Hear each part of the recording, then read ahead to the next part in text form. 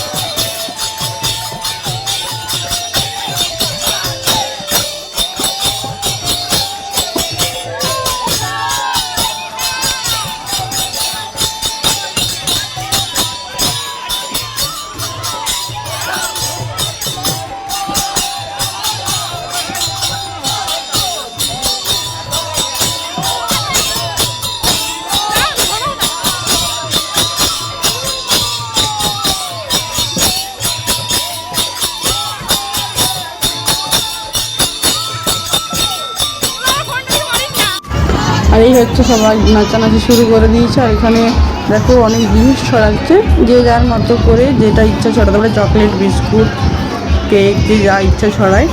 আর হচ্ছে যে এখানে জলও ছোড়া হয়, যেটার কারণে আমরা পুরোপুরি ভিজে গেছিলাম। এই দেখো কি হারে জল ফাবড়ানো হচ্ছে।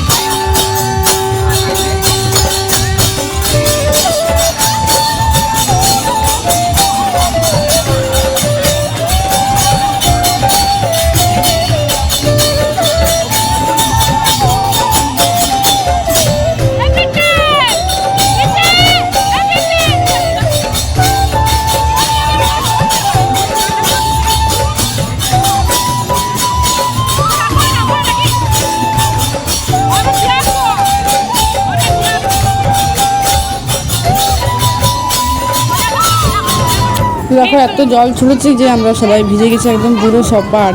তো জামা প্যান্ট বাড়ি থেকে নিয়ে এসেছিলাম, সেই জন্য এখন জামা কাপড় ছেড়ে নেব, নাহলে ঠান্ডা লেগে যাবে। তো চলো তারপরে দেখা হচ্ছে। তো তারপর থেকে আমার কোনো ভিডিও করা হয়নি, প্রচুর টায়ার্ড হয়ে গেছিলাম, খেতে গিয়েছিলাম অনেক লেট করে, কারণ সাথীটা ওর ছেলেকে খাওয়ালো, তারপর আমরা খেতে গেছিলাম। তো 3টে প্রায় বেজে গেছিলো, তার ভিডিও নেওয়া হয়নি। খাওয়া দাওয়া করেছে সাথীদের ঘরে, একটু শুয়ে পড়েছিলাম। তারপরে বিকেলবেলা উঠলাম, বিকেল না সন্ধ্যেবেলা। তারপর এই যে প্রোগ্রাম হচ্ছে, আমরা আবার রেডি হয়ে চলে গেলাম প্রোগ্রাম দেখতে। তো তোমরাও দেখো, কিছু কিছু প্রোগ্রাম তোমাদের সঙ্গে শেয়ার করে দিলাম। আর এরপর কী কী আছে সেটাও তোমাদেরকে দেখাবো, তোমরা শুধু ভিডিও কন্টিনিউ করো। তো এখন দেখো আরতি শুরু হয়ে গেছে, আর আমরা ছিলাম প্রোগ্রামের ওখানে, তাই আরতি আরম্ভ হয়ে যাওয়ার খানিকক্ষণ পরে এখানকে আসতে পেরেছি। তো যাই হোক, আরতি দেখতে পেলাম, এটাই অনেক। কিন্তু ব্যাপারটা হচ্ছে অরিজিনাল ভয়েসটা আমি দিতে পারিনি, পাশেই প্রোগ্রাম হচ্ছিলো যেটার সাউন্ড প্রচণ্ড পরিমাণে ছিল, সেই কারণে অরিজিনাল ভয়েসটা আমরা দিতে পারিনি। তো তোমরা এইভাবেই দেখতে থাকো। আর এরপরে সব ঠাকুর নিজের নিজের বাড়ি যাবে, তারপরে বাবা সর্বু সব থেকে শেষে যাবে নিজের মন্দিরে। তারপর এখানে প্রসাদ বিতরণ করা, আর এই প্রসাদটাও মারাত্মক সুন্দর করে। সেটা হচ্ছে আগের বছর থেকে শুরু হয়েছে, চিনি, তারপর হচ্ছে যে চিড়ে, শুকনো চিড়ে, তারপরে নারকেল, ওটার সঙ্গে ঘি, নারকেল নাড়ু, আরও মিষ্টি টিষ্টি দিয়ে দারুণ করে প্রসাদটা, দারুণ খেতে লাগে। দেখো এক এক করে সব ঠাকুর এখন বাড়ি যাচ্ছে। এই দেখো এখানে আমি মাউন্ট ঠাকুরকে বলছিলাম, তুমি যাও, তোমাকে আমি ভাইরাল করে দেবো একদম। সব ঠাকুরকে দিয়ে আসার পর এখন দেখো বাবা ষড়ভুজ সবার শেষে যাচ্ছে। বাবাকে এখন চৌদাল থেকে নামিয়ে নেওয়া হয়েছে, এরপর তাকে নিজের মন্দিরে নিয়ে যাওয়া হবে। তো মেইন হচ্ছে বাবা ষড়ভুজেরই জন্মাষ্টমীটা হয়। তো আর মানে একদিনের জন্য আসে, একদিন কালকে এসছে আর আজকেই চলে যাবে। আরও আশেপাশে অনেক ঠাকুর আসে, যেমন রাধাকৃষ্ণ, কারো বাড়ির গোপাল, সব ঠাকুর আসে। তো তারাও এই দুদিনের জন্য, মানে একদিনের জন্য আসে, তারপরে তারাও নিজেদের মন্দিরে ফিরে যায়, আর বাবাও দেখো চলে যাচ্ছে। সত্যি এই 2 দিন খুব ভালো লাগে, আমরা সারা বছর অপেক্ষা করে থাকি এই 2 দিনের জন্য, প্রচুর এনজয় হয় আমাদের। আর সত্যি খুব সুন্দর লাগে, এখানটা পুরো গম গম করে, কিন্তু বাবা চলে যাওয়ার পরে এখানটা পুরো ফাঁকা হয়ে যায় একদম।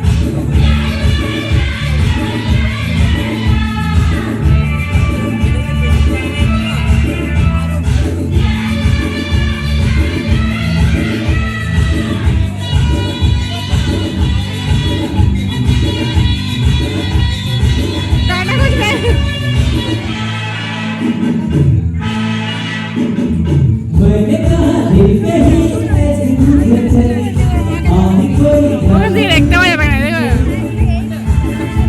অন্ধকার, নিশ্চয় অন্ধকার। मैंने कहा आज कोई मंजिल मिल गई जाते जाते हंसी का तेरा आया रे बिजली यार